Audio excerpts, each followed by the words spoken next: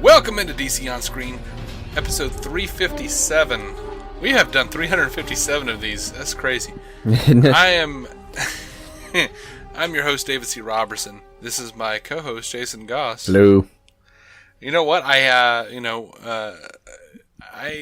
had Batman in my nightstand. Not nightstand.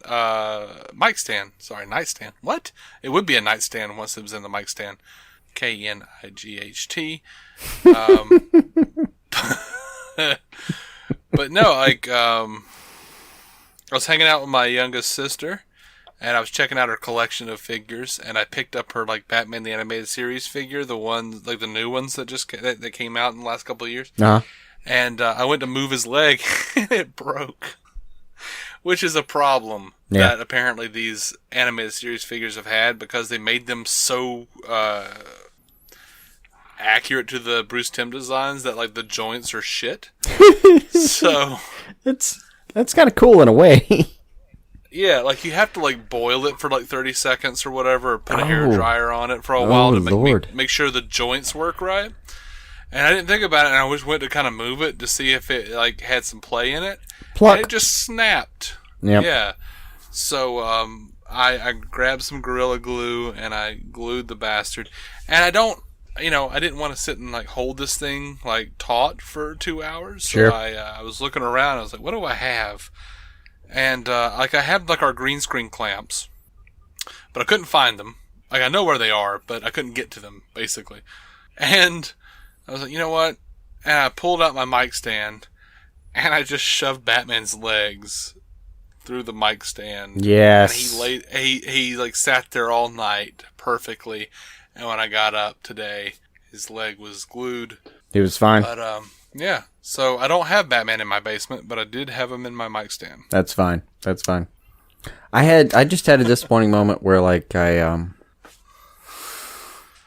know it's gonna sound strange, but I went to Waffle House. It was on a whim. That is weird. It's on a whim. Huddle House. It was just a whim? Yeah. Well, me and the wife went to Waffle House Sunday morning because we didn't feel like cooking. Just, we didn't have anything in-house, and we actually try to eat in-house. We don't, do drive-thrus or anything. So, our sad,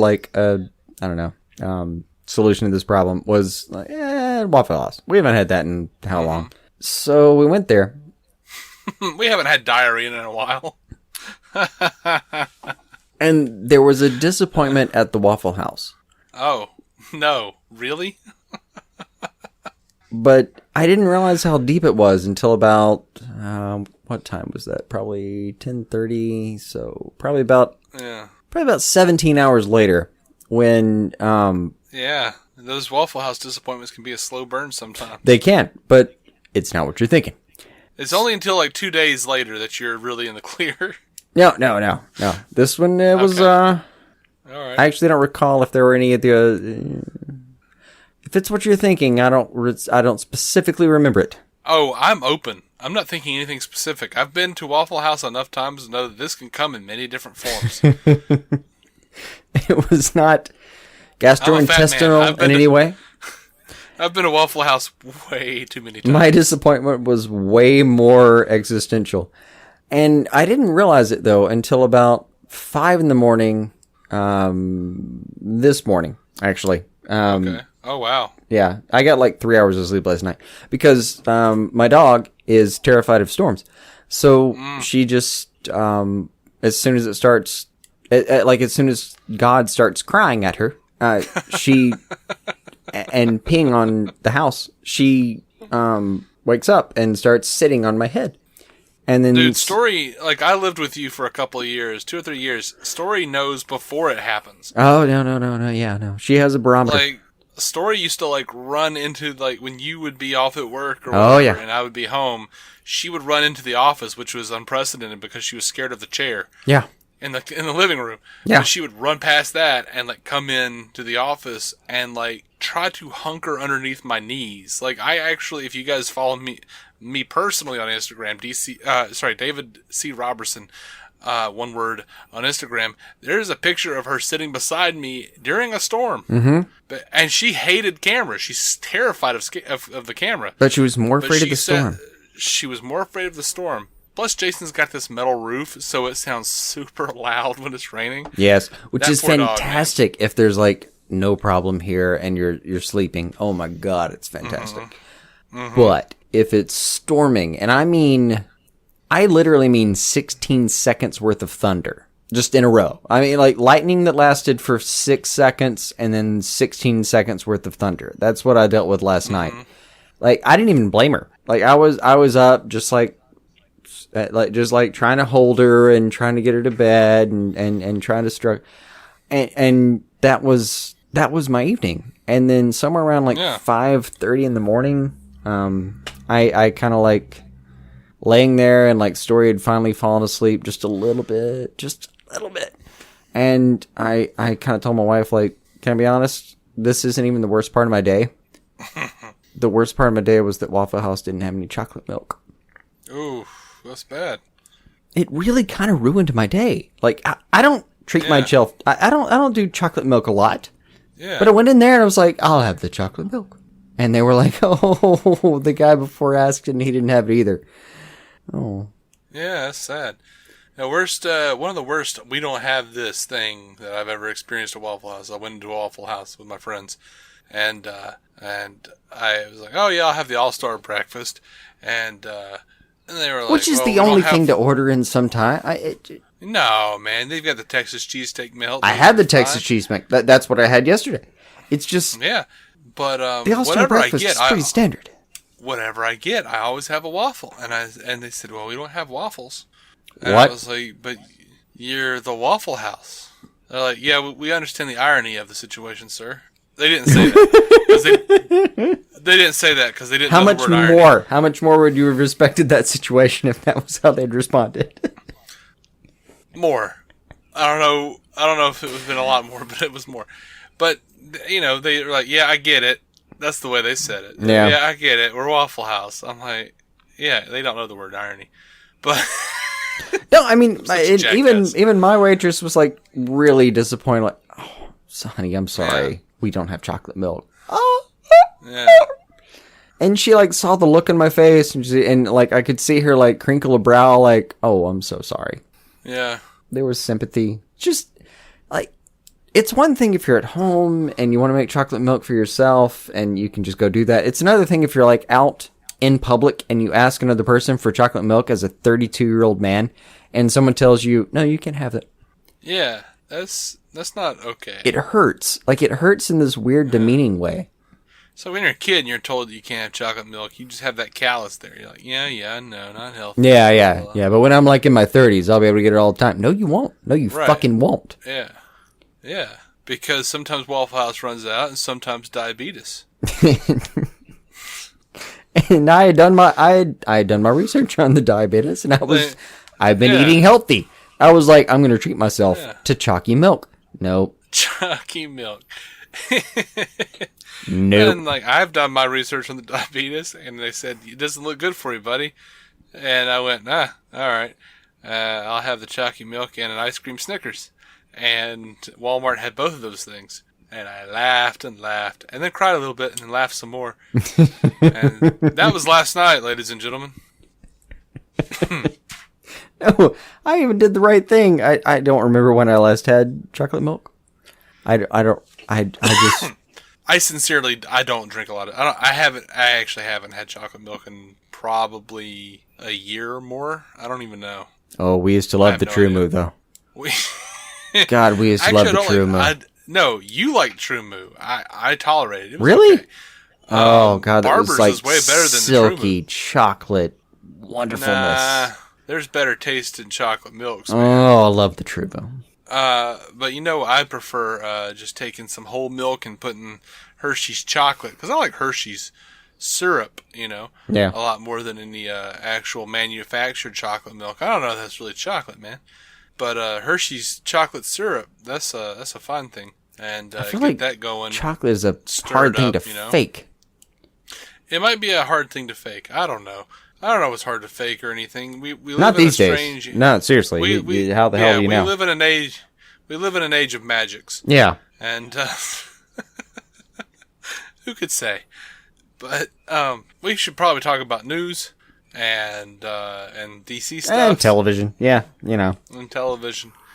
If you want to, I could continue on. Because I have now like a blue balls for chocolate milk that I can't undo. Right. So I could probably keep talking, but you're probably right. And oddly enough, despite all of the talk of diarrhea and issues intestinally and service-wise with Waffle House, I'd really like to go to Waffle House right now. It wasn't bad. Like my wife suggested it. I thought, I think it's been 7 years since you suggested we go to a Waffle House, and hell the fuck yes, let's do this. Yeah, it's one of those weird things. Like, you know what they have? I'm sure you know because you just went. Mm-hmm. But they have that hash brown bowl now. Oh no, they do. I saw that. It's very tempting. I haven't had it yet. I did. It reminded me of like the KFC mashed potato bowl with just everything. Yeah, but I would. And here's the thing that I'm you know I am who I am. Sorry, my wife suggested this about 10:30 in the morning. Oh God. I had about 3 shots before I went, and she asked me what I was doing. I was like, I've never been to Waffle House sober in my life. I'm not going to start now. And sometimes it's just tradition. Yeah, well, yeah, she laughed and kind of went like, "What are you talking about?" I was like, "No, it already doesn't taste the same because I can't like taste the smoke anymore. I have to be like a little not sober so I can like that. This is happening." Yeah, you know, I almost wish I had that tradition because it would be really nice. Not tradition, just kind of like a pattern. It would be really nice. It's like every time I've ever been, it's been at the end of a night or the beginning of a night that was supposed to be a night. Yeah, and it would be nice for me, I would think, to be too drunk to notice all of like the grease and substance on the utensils from the previous person who ate. Oh, it's fantastic. No, you walk in there with this wonderful sense of delusion about how well you're being served. It's fantastic. Right. Anyway, Supergirl, David Harewood, in case we forgot while we were here. Yeah. David Harewood, however you say it, Harewood, I'll say. David Harewood hints at the finale details for Supergirl. He says, everything's leading up to a massive war, and I won't say whose side, who is on, but I will say, perhaps, the enemy of my enemy is my friend. All right. I don't know what that means. Maybe Cadmus? I mean, is he... Yeah, I mean, there's that. He could be hanging out with Terry Hatcher. I don't know. Yeah, don't know. There is a trailer for Ace Reporter. In fact, the trailers for all the shows are available, in case you didn't know, that are coming back in at the end of April. So, you know, there's all that. But Ace Reporter has a trailer in which someone has some information for Kara Danvers. Any ideas on what that information is? Do you have any ideas? I don't. No. I do know it's the guy from iZombie that's threatening it. Yeah. I forget iZombie is a thing. I don't. It's a thing I just can't not like. It's weird. It's not even weird. I'm okay with it. I've never seen it. Totally okay with it. No, I'm just being a dick for dick's sake. I don't know. I understand. Yeah. I do that all the time. I just this is one of the ones that I'm good. So for dick Super away, sir. I shall like my show. Oh, I will. I'll dick away. Bring in the backup singers too sometime.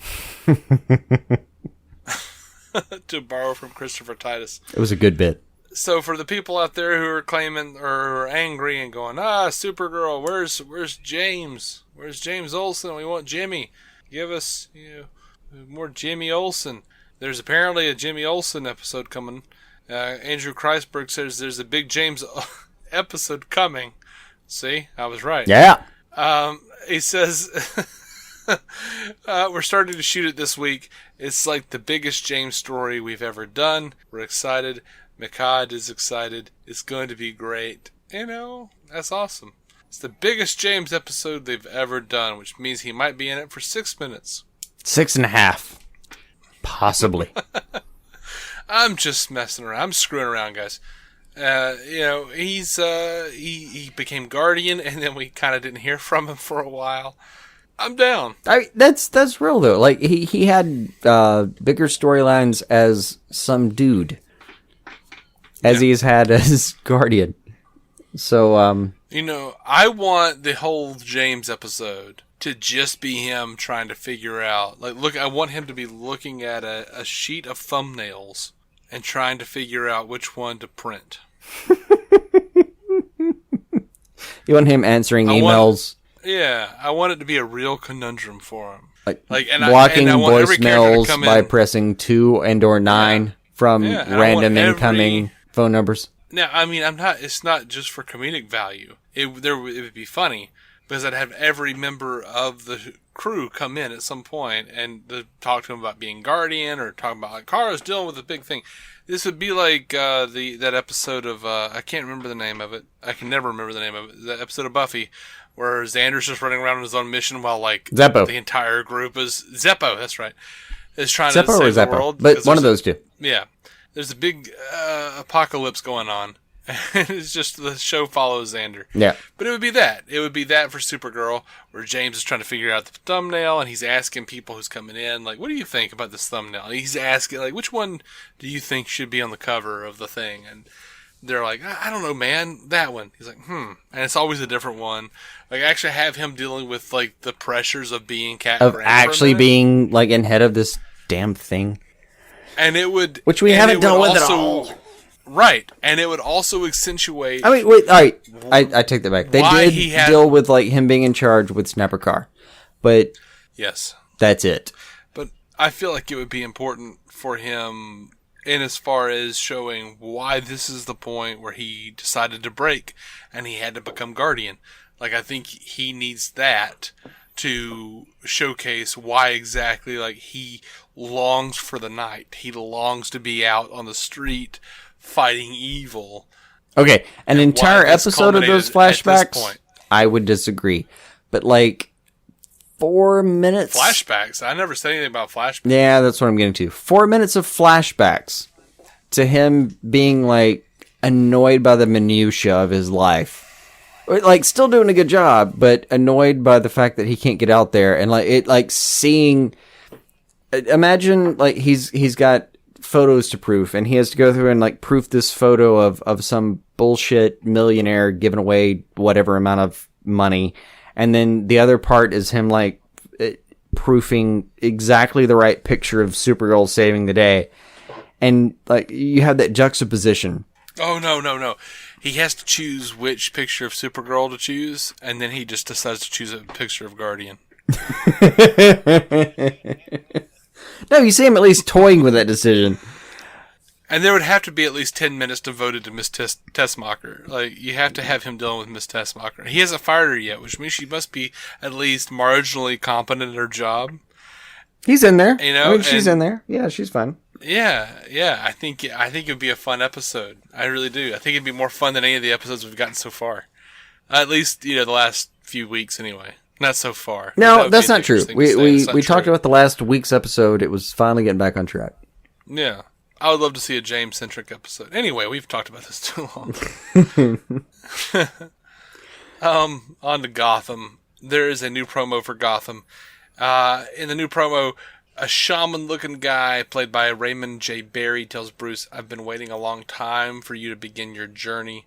That seems a little prophetic for me. Don't care for that. Yep. He says, Gotham needs something you can provide, a protector, Bruce. Again, don't really care for that. I don't know. No, it seems, like you're saying, it seems a little too prophetic. I like to think that there's this dastardly reason that him and then probably Rage afterwards are going to be pushing him toward this destiny. Yeah, you think it's going to be a Rage basically creating the Batman and then not being able to control him. Yes, that's what I'm hoping for. That could be kind of cool. That's my hope right now. They're trying to push this poor kid into pretty much sacrificing himself or something. Right. And then he prevails anyway, and they go, "Oh shit, what have we done now?" I like the idea better that Raish is just a dude. somewhere, like he's just doing but his he own is just thing. a dude somewhere in every version, right? And he had no idea of anything about Bruce Wayne or Batman or anything. And then one day he was just like, holy crap, there's this Batman guy. And I think he might be my perfect heir. I like the idea of him coming out of left field to someone like Raish. I just do. But, Okay, but that's kind of Arrow's story with Matt Noble.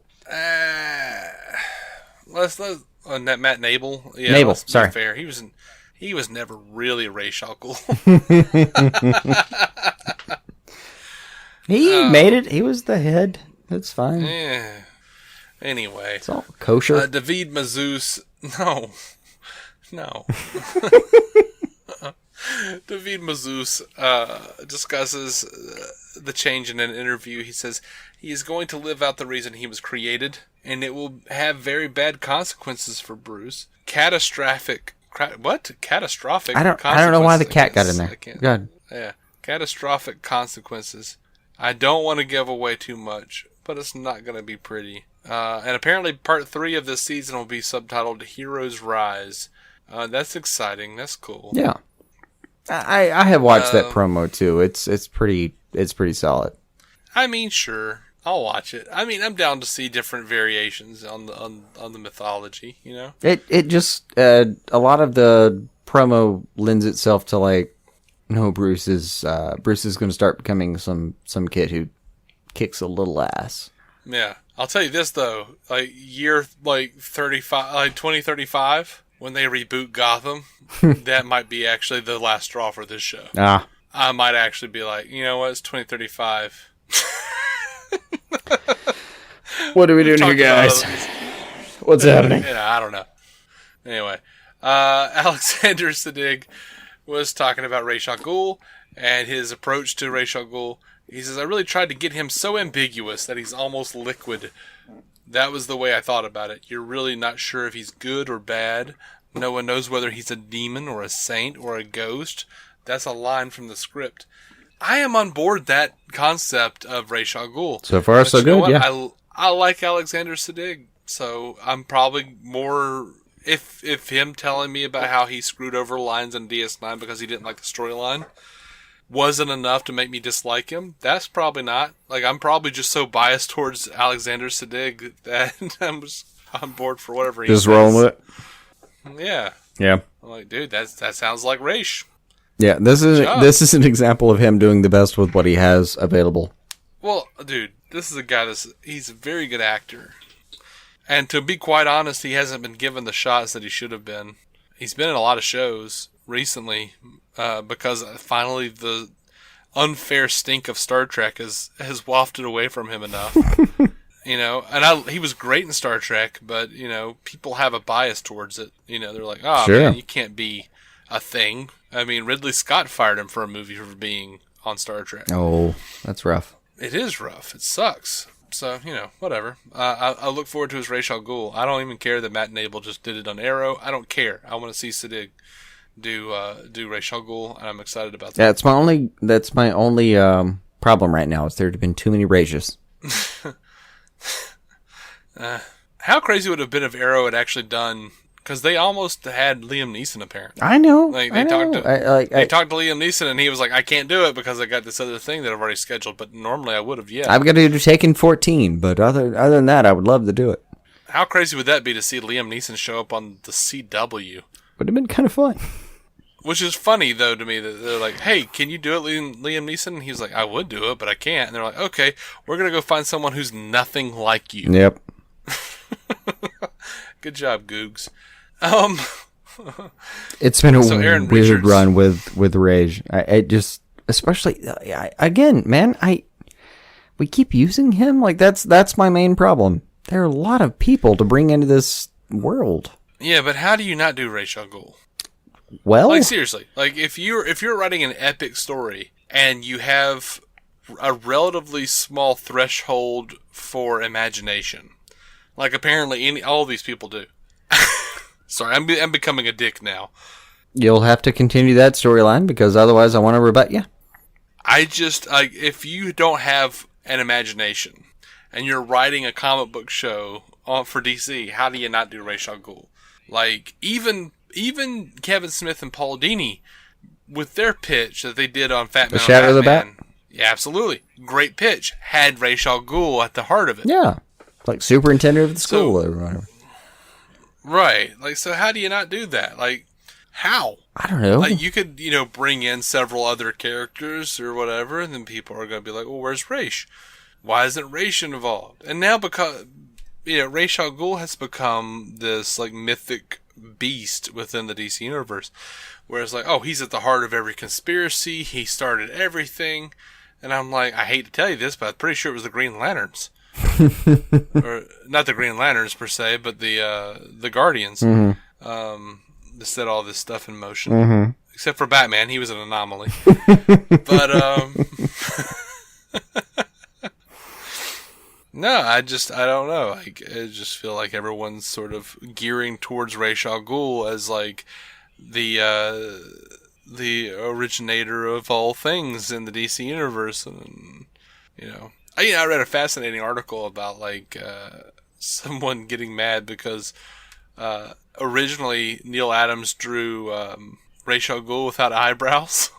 Oh God, why? He drew him without eyebrows, and that was part of his. That's how he was written. Like, it was just a creepy thing. He didn't have eyebrows, and then like everybody subsequently took like the eyebrow. Like they said that he had like deep setted eyes.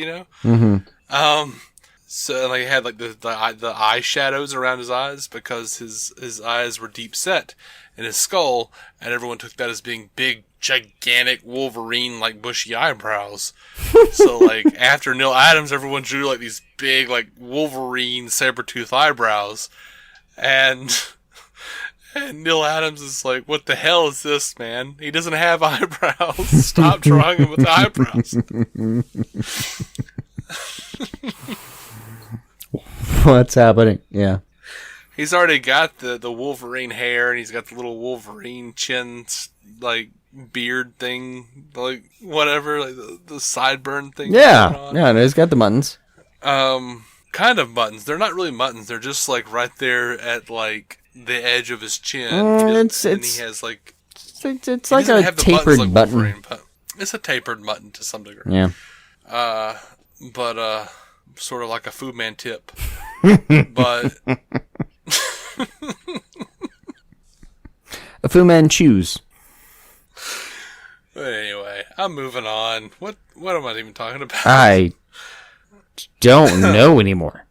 Erin Richards is talking about some stuff. She says that Fish Mooney is returning. Penguin will be fighting back with his, quote, team of freaks. Lee's story has a big change coming that will affect Jim, and her character, Barbara Keene, will be getting a massive development right at the end of the season. All right, ready? Boo! Yay! Yay! Boo! That about sums it up. We talked about this a little bit last week. Lucifer, though, has a new promo and a synopsis for his return in May. It says Lucifer has gone off of the grid, cutting off all contact from his family and the police department. He materializes just in time to help solve an up-and-coming guitarist's murder and introduces the department to a ditzy stripper named Candy. The Carrie Diaries' Lindsay Gort, if you don't know, that was a Sex and the City spinoff that got canceled. A mysterious new woman in his life. While Lucifer's mom desperately tries to contact her son, Chloe tries to push him away, forcing Lucifer to find a way to prove himself in order to be invited back onto the team. None of that sounds as interesting as I thought Candy Morningstar sounded. Nope. When I heard the title. So I shall assume that Lucifer is back to his old bag of tricks. Yep. All right. So to recap, though, his mom doesn't know how to contact him, and somehow Chloe does. Well, she's special. God put her in his path. So he's like calling her to try to reconnect, even though he fucking moved the day after he just... Yep. That's me failing to bother continuing that conversation. Yeah. The executive producers are talking about the 4 episodes that got moved into season 3. Henderson and Modrovich explained that the extra 4 were a surprise since they had broken the season for 18 episodes instead of 22. They go on to say that they decided to make the extra 4 standalone episodes to preserve their 18-episode story. That's admirable, and I dig that. Like, that's cool. I'll tell you why in a minute. That's cool. Henderson said they're all different and they're all super weird, and we were sort of given permission to go a little crazy. I think they didn't expect us to go as crazy as we did. This is exciting, guys. We've got an episode that's much more sort of a romp. We've got an episode that's a Twilight Zone-y kind of thing, like dark, and at times it almost feels like a play. Modrovich added, one has a little more music in it. You know what this reminds me of, though? This is like a better handling, and then, of course, they didn't have another season to get into it. But did you ever see Felicity? No. The J.J. Abrams show Felicity? I'm aware of it, no. They did a great thing where they had, it wasn't a great thing, honestly. It was bad. They had a certain episode order for the final season. Mm-hmm. And the final episode, they planned it out, they filmed it and everything, where Felicity's with the guy that she was supposed to be with the whole show. Like, they kind of messed around with, Noel, maybe it was whoever. But she's with Ben at the end, and they graduate from college, and it's the end of the show. And then, surprise, WB calls up J.J. Abrams and said, hey, we're ordering 5 more episodes.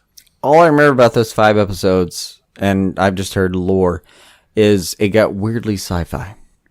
It got weirdly supernatural is what it got. Not even sci-fi. No. Because there was a character on the show who was a witch. Perfect. She was Wiccan, and she had this box that they never showed. Oh, they did show us what was in there, and it was like all the characters, and it was like she was controlling them. And that was like a weird little Twilight Zone episode they did in the series. But in the show, what happened was, in those last 5 episodes, they were like, well, we ran out of story, so what do we do? Well, why don't we go back and let's see what happened? So what they did is okay, so, me and Ben went off to, Felicity and Ben goes off to, grad school. Mm-hmm. He cheats on her, and everything falls apart, which is awful because it makes us feel like Ben was a piece of crap. Good work so far. And then she was like, her best friend gets killed in a car accident because she decided to go to a different college, and while she's on her way there, she gets killed in this car accident.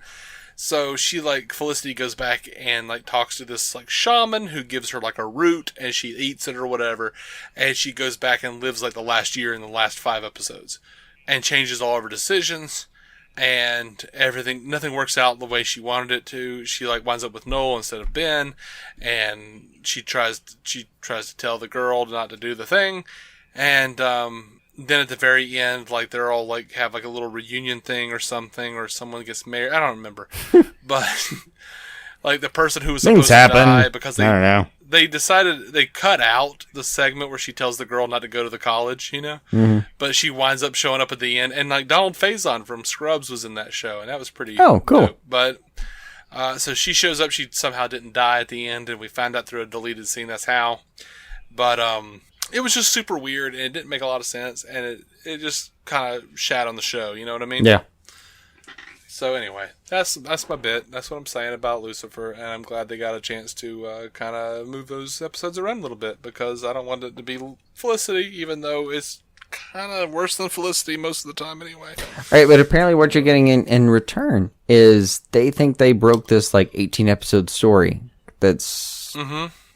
Which it was not lost on me. That they think they have this tight 18-episode arc that you've been seeing, that they excised those other 4 episodes from, that they were going to have to air in the middle of this 18-episode important arc. I don't know if you've been following this season, but it doesn't feel like that all the time. No.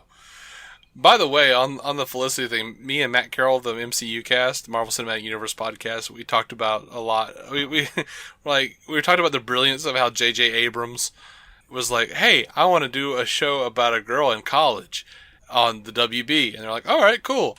And the last 5 episodes, he slips in science fiction. I mean, that was cool. And then he's like, we're doing Alias. Okay. And it's spy shit and more science fiction. And he's like, I'm going to do Lost. And no one knows what that is until, a season in. And they're like, oh, this is kind of weird, supernatural science fiction stuff. He's like, and now I'm doing Super 8 and Star Trek. And we're like, this was your plan all along, wasn't it, you bastard? Yep. Anyway. It really was the equivalent of like Berlanti got Arrow, and then apparently at some point, Kreisberg, I think, on Fat Man on Batman disclosed this, where he was like, okay, we can finally do Flash. Yeah. That was his plan the entire time. Which I'm thankful that Berlanti got to Flash before J.J. Abrams did, because Flash would have been called Flare.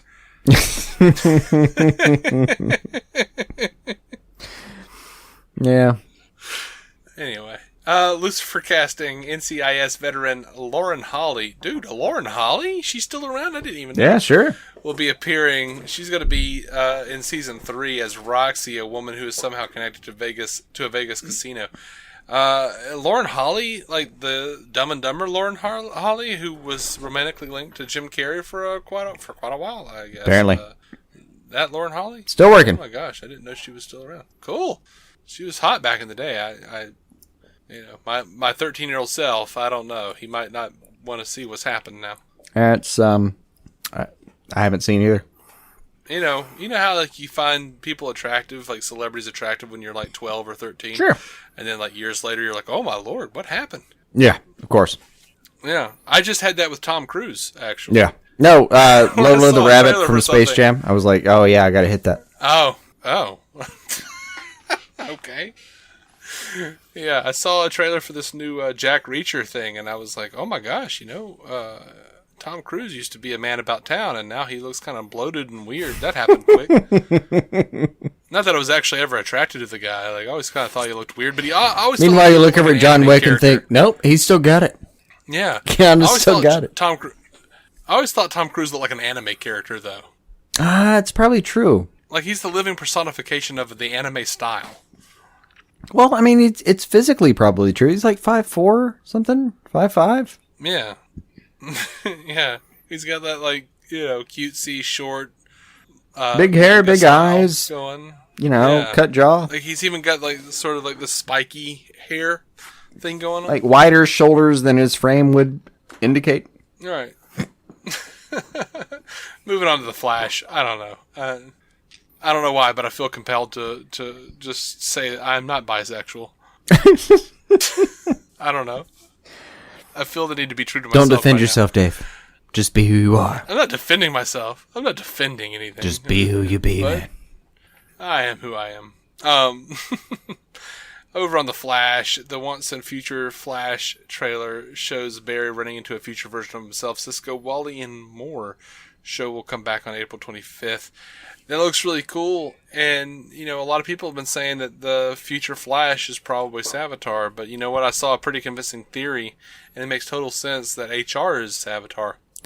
Because HR and Savitar are the only people who call Wally Wallace. Ooh, that's solid. Yeah. Strangely. Let that stick. Yeah. For just a minute.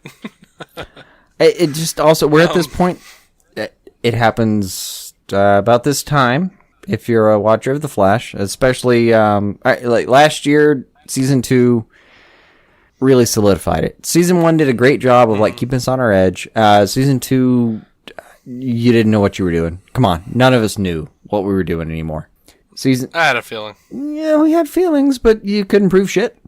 No, I mean that's the whole point. You can't prove shit. Like I was at that point, I was pretty sure that everybody was they were just completely red herring me. Right? And then it turned out that the red herring was just like, nope, we weren't.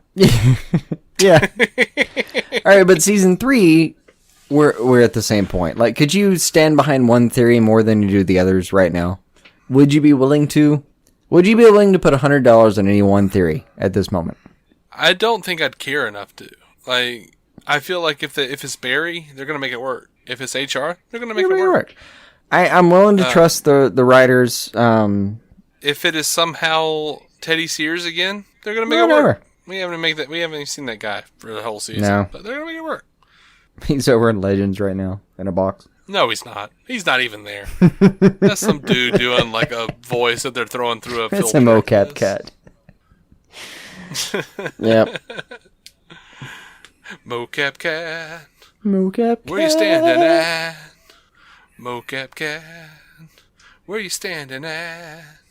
It's a good song. We should get royalties if they come out. No.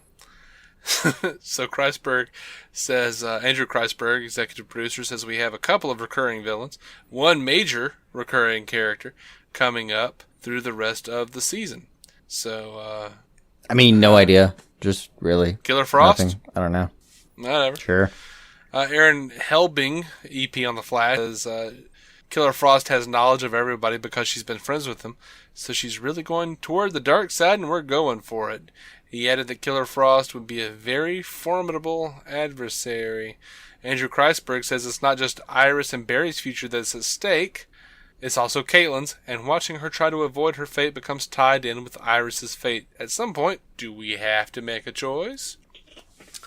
Carlos Valdez, a.k.a. Valos, said some things are going to happen that the team won't see coming. There's only so much preparedness that you can have with things like this. Sure. Erin Helbing is talking about the season finale showdown, specifically the dramatic showdown between Barry and Savitar. And he said it's going to be incredibly emotional and epic at the same time. Not epic in a grand scale, but epic in how it impacts everybody. Todd Helbing said, you're going to see how everything unfolds, and it's going to be a little different than you've seen before, adding that time is harder to change than even Barry realizes. Well, that's not surprising. Barry doesn't know anything yet.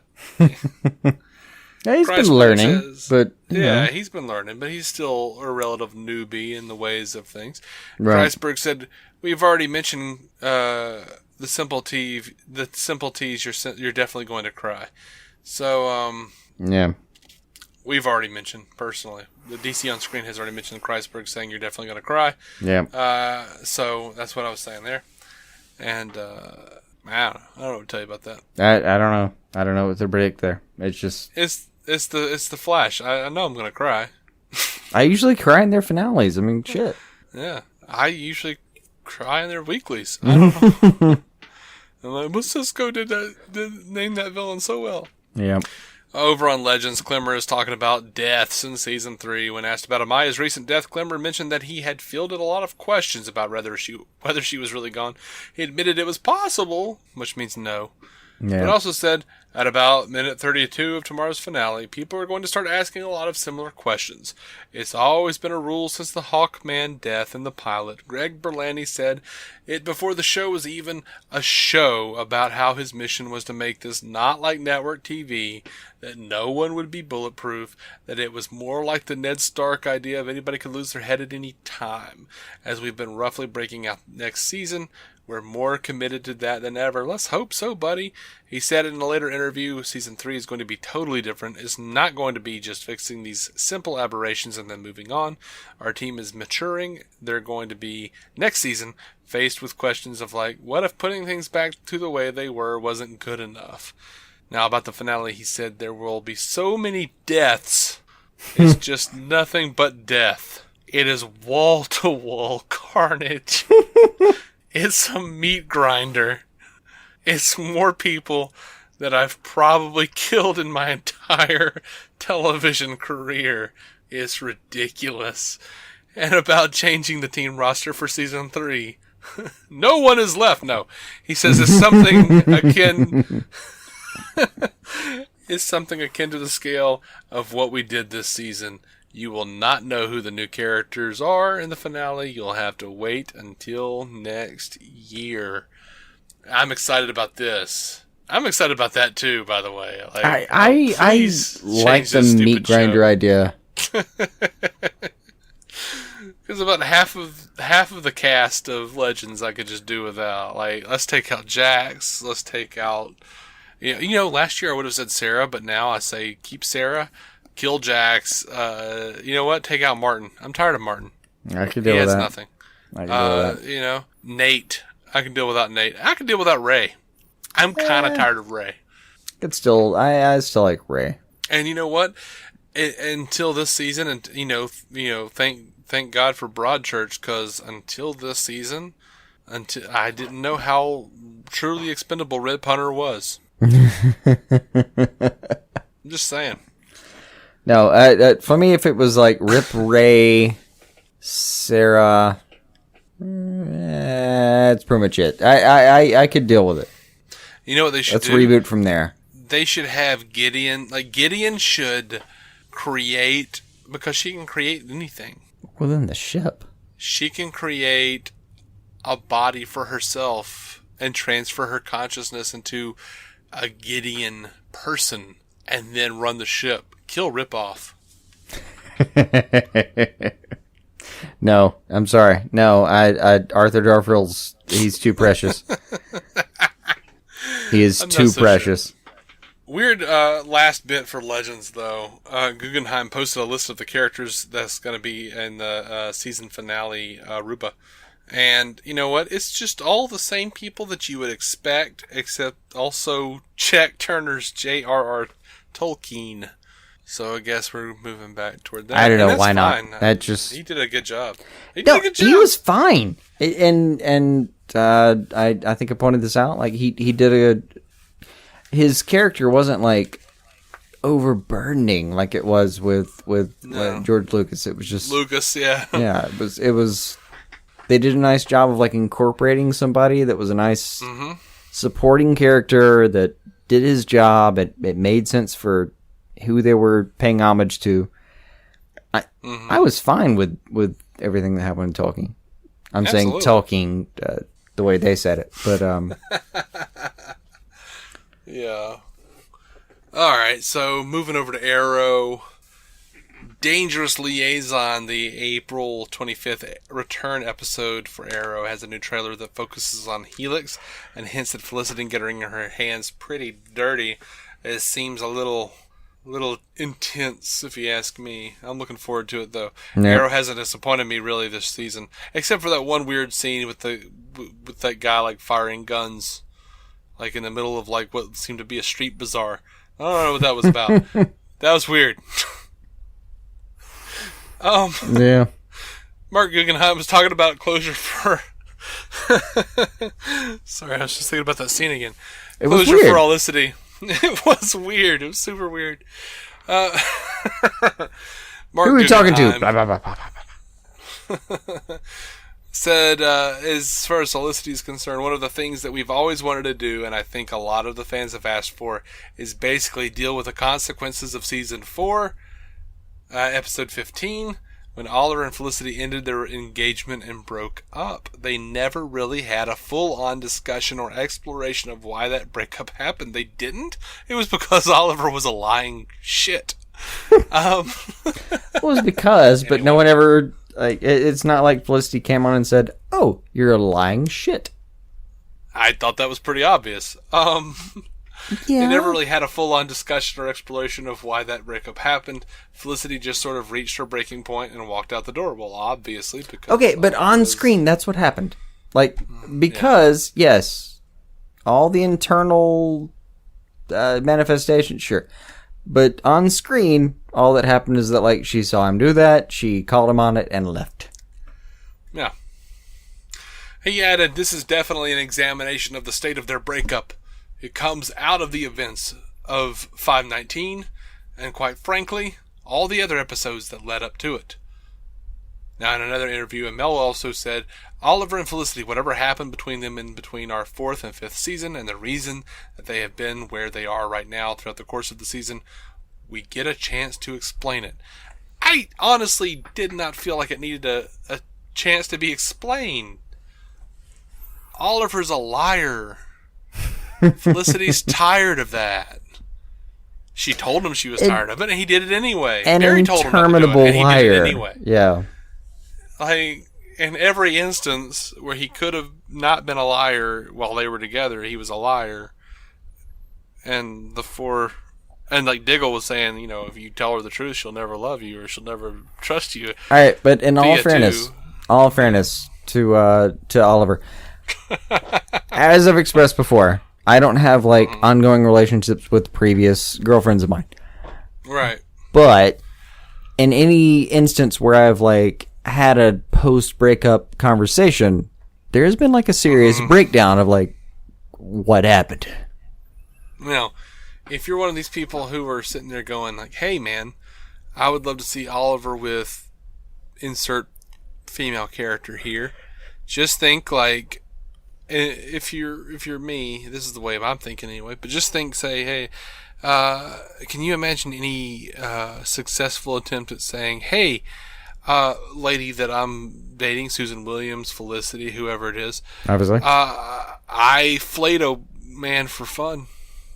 It wasn't for fun. It was for practice. It was for fun. No. He liked it. He said he liked it. No. You like killing. He said he liked you don't necessarily like practicing torture. He said he liked it. I take it as fun. He likes kill. Even if you don't just leave out the flame thing. Say like, hey, like, oh, what are you into? Oh, I mean, I like long walks along the beach and murdering. Yeah, sure. I like to take it back to like Little League sports. I liked winning. I didn't like practicing. Now, CW fans, do you really think that Oliver Queen is a man that needs to be in a romantic relationship?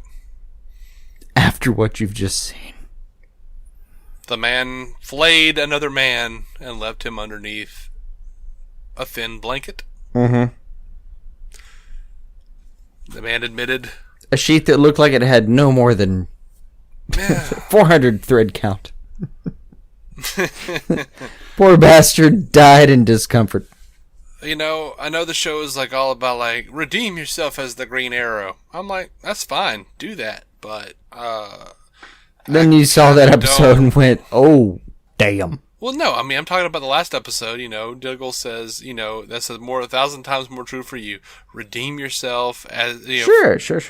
By being Green Arrow. That's fine.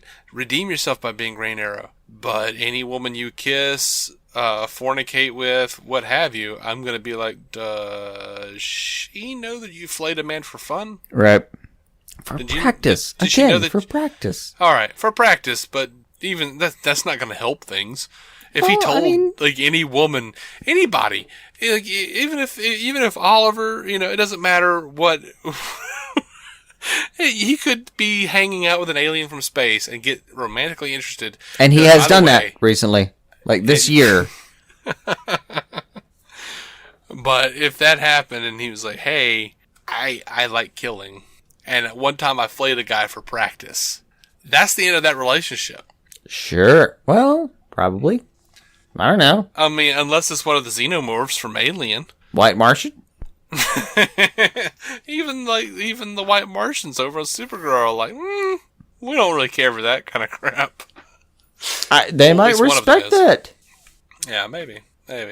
Anyway, you know, that's a tough pill to swallow, and I'm not saying Amell didn't do a wonderful job portraying it, but oh my god, last couple episodes he has knocked it out of the damn park. Right. I mean, this is not our Ollie Queen, but he did a great job. I've seen websites suggesting it, and I gotta say, man, like Emmy nomination for the torture episode with Stephen Amell. The only problem is that they're gonna be like, yeah, but that was a CW, and they're gonna ignore it. Screw you guys. That was solid. It was solid. It was great stuff. So Amell wants to borrow a Heath Ledger line, apparently. Yeah. This was on April 1st, for what it's worth, but Amell tweeted, just once I'd love for Oliver to rip his shirt off, stare someone down, and say, do you want to know how I got these scars? That's fair, though, I think. It would be a funny scene. It would be funny. It would only be a funny scene because we know where the line comes from. If he actually did that, like, without the context of Heath Ledger's, you know, line, it would just be a really good scene. Yeah. So, Guggenheim was talking about whether Felicity would ever show up in costume on Arrow. He says, there's 2 lines in the sand that I've drawn for myself, for Arrow for myself. I can't speak for Greg Berlanti or for Wendy Miracle, but for as long as I'm involved with the show, that sounds like he's begging to be fired. For as long as I'm involved with the show, he'll be fine. By the way, Guggs, you realize Steven has made proclamations like this, and they've gone back on him. Whatever. Anyway, for as long as I'm involved with the show, good for a job. The 2 things I never want to do is kill off Thea and put Felicity in a mask and a costume. Those to me are two lines that I just think are a bridge too far. Thea, because we've taken so many family members away from Oliver, and Felicity, because when you put a character like that in a costume, I think it diminishes who that character is, and it makes the idea of superheroes or superheroics seem silly. Well, you put a character like that in a superhero costume. His name is Mr. Terrific. It's Curtis Holt, yeah. And you just put, because you're an EP on Legends of Tomorrow, Guggs, so you just put Felicity in a costume and killed her off in front of us on Legends. But I guess not. That doesn't count because it's not an Arrow. Yeah, no, that was like a Doom World thing, which was fine, yeah. And it was fun to watch and kind of yeah, that's the kind of hard to watch, obviously, because we don't ever want to watch Felicity die. Right. But yeah, that's the idea that makes superheroes seem silly. That one. Actually, so I can get behind it a little bit because, like, she is the grounding force of, you know, the bunker, or the arrow cave, the quiver, or whatever you want to call it. Except not anymore, really. Diggle is now. Like, she's but Diggle's also Spartan. Like, he's out there doing everything every day. But she's, like, the grounding force of just saying, like, no, it's still about humanity. Like, we're still talking about the person that, you know, was handicapped, what is it, about a year and some change ago? Yeah. Well, they oracled her. They oracled her, sure. But it's still, like, she's the person that we've all been expected to relate to. Mm-hmm. And well, and like like she's been the person who's been expected to deliver the line like, "This is crazy. What do you think you're doing? Unless I can hack into this, and then it's okay. But other than that, what do you think you're doing? You're crazy, Oliver." Yeah. But like Diggle's been kind of the guy that says like, "You should lie to everybody. Also, we can do this with bravado, blah blah blah blah blah blah blah." You should lie to everybody. I'm not even sure that's true anymore. It just seemed true at one point, and now I just like saying it. Oh, last episode he still lied to everybody about Arrow. Yeah, still lied to everybody. Like, oh no, Oliver's coming back soon. He's good. Yeah, Guggenheim though was we're straight. He was talking about Helix. He says Helix, they're a group of Uber hackers, probably not on the side of the angels. I think the thing with Helix is there will be major consequences for Felicity, major consequences for Felicity's relationship with Oliver, and the introduction of a new character you probably have not seen the last of. All right. Don't know how to speculate about that. I don't either. Now, Amell said, though, that he was pretty pumped about the finale. He says, "Our season finale is sensational. How do you end one journey and begin another? Bravo, Arrow Riders. Bravo indeed." That was a tweet from Stephen Amell. So go follow him on Twitter if you want to get those things before we talk about him. Also, he's kind of delightful in general. He is pretty delightful. You know, social media. But it does bring up a good point about, like, you end the journey of getting to, you know, the island, and then how do you start a new journey kind of deal. I hear that they're going to do flash forwards. I keep hearing that. There's speculation. It's not a thing yet, as far as I can tell, though. Yeah. So they did release the CW. They released the first official photo of Cress Williams costumed as Black Lightning. Aside from, and you know what, Brent from the DCTV Squadcast brought this up. I was like, "Oh man, that looks badass," and he was like, "Except for that weird light triangle above his crotch," and I'm like, "Ah! Why would you bring that up? Now that's all I can see."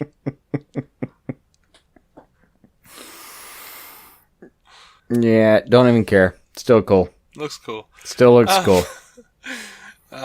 Whatever. Except for that giant electrified arrow pointing at his dick. No, sorry. Yeah. Like, we all know that set of muscles that, like, most of us will never have. Right. The giant LED electric light arrow that points at your dick. Yeah. No, but it's I don't know what set of muscles that is, but it's like it runs from like the bottom of your abdomen to it's like this giant man vagina outline that runs straight down into the penile area. Right. Pointing out apparently where the show is. And come on, man. It's the electro-dickle LED. Yes. Yeah. No, like, I'm not going to hate on some poster because it takes that theme into play. No, that's a real thing. There's a real, like, V-ish shade thing. Well, sure. I mean, like, the classic Black Lightning has lightning bolts running down the costume and pointing directly at his dick. I guess absolutely. Just go straight down. It's like, you remember Elvira? That big weird thing that just went from, like, the top of the shoulders to the bottom of the abdomen for her? Yeah. Okay.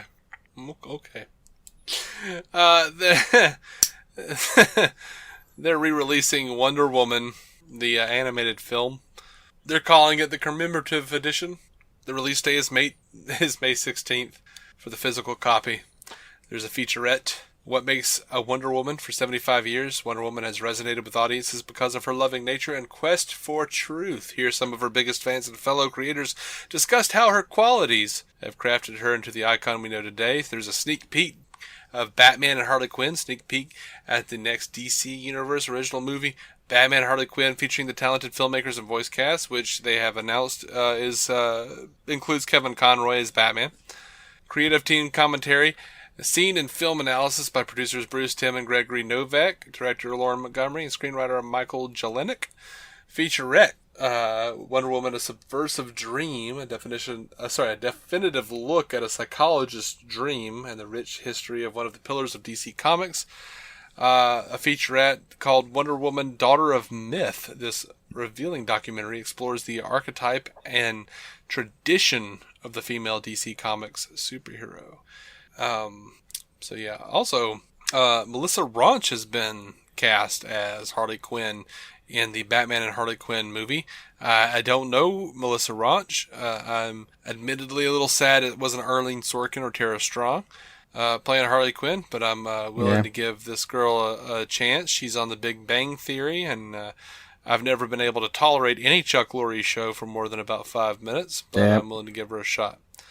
Kevin McGuire. Dan Wicklund of Bleeding Cool said, "Hey," at Mark Guggenheim and AJ Kreisberg, "Can we get a CW Heroes poster like this for next season, all shows combined?" And it was a picture. He's talking about a picture of the famous Justice League shot. It's all white in the background. It's got all the Justice League members standing. It's like a bird's eye view of them looking up at the camera. And Guy Gardner says, want to do something about it. And Guggenheim says, "Kevin, I'd commission it," at Kevin McGuire. And Kevin McGuire said, "Seems doable." None of us official. At least everyone seems to be on board. I would totally see if I could buy that. Like, I would help, like, contribute to a Kickstarter for that. I want that. Yep. So, a Catwoman trailer for Injustice 2 has been released. Catwoman returns to Injustice 2 with a slight variation on her mechanics, which leans a little more heavily on her whip. Or, as Stewie on Family Guy might say, her whip. Whip. Also, her power has changed to a black cat that can distract your opponent. That's a little weird. Is that an April Fool's joke? I don't know. I really don't know. I'd like to see that in action. That seems super lame. The trailer includes a fight between her and Harley that starts with Harley mentioning the old Sirens lineup, so that's kind of dope. Yeah. And that's all I have for DCTV. I know, right? It happened so fast. It happened so fast and yet so slow. Oh no. Oh wow, that sounded kind of like the dude from Bill Hader from the Dateline sketches. Oh no, what was that like? That makes it sound like we've left off something that was worth having. No, we threw in everything we could. Yeah, was he alive? That's everything. It's everything we got. Yeah, that's all we got there.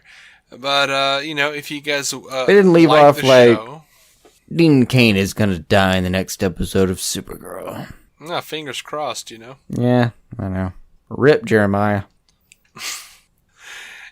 So if you guys are, guys and gals are favorable or feel favorably towards DC on screen, you can go over to our iTunes account or our Stitcher account, and I guess if they have the feature in other podcatchers, I don't know because I don't frequent those, you can leave us a 5-star written review and tell us about the things, and or just, leave us 5 stars, because you know what? We're not doing a giveaway anymore. Our giveaway is done.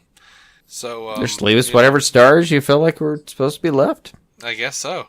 I mean, there's nothing on the table anymore. Just go talk about it. Share your feelings. Hey, but to be honest, I do love hearing from you guys. So, if you want to write something, please do. Or contact us on Twitter. Tell us how you felt. Relate to us as you will from these episodes. We really do, and we love hearing from you guys. Yes. It really brings us a lot of happiness over the course of our dreary work week. Yep. And we enjoy doing this show a lot. We really love hearing from you guys. So, and that's not, we've got a lot of people that talk to us. We want more because we're greedy like that. And we just want to hear what you thought. And bored. So, and lonely. I'm not that lonely, really. Bored a lot, but I'm not lonely. Depends. Now, importantly, though, we are about to do our Q&A episode, our big Secret Origins Q&A episode. So if you have questions for us, seriously, now is the time to ask them. We've got a bunch of questions. We got about 5 pages worth of questions. Dear God. I know. You didn't know that, did you? No. We got a lot of questions, buddy. Holy shit. All right. I know. So, but we're looking to get into that pretty soon. And, man, some of them are tough. But we got to go for now. But yeah, leave us questions. Twitter, DC on Screen. Facebook, DC on Screen. That's one word, guys. Instagram, DC on Screen. I post pictures there like almost every day, if not every day. I don't know how I find things. Most of the time it's just a picture of me in front of a microphone. I don't know what to do.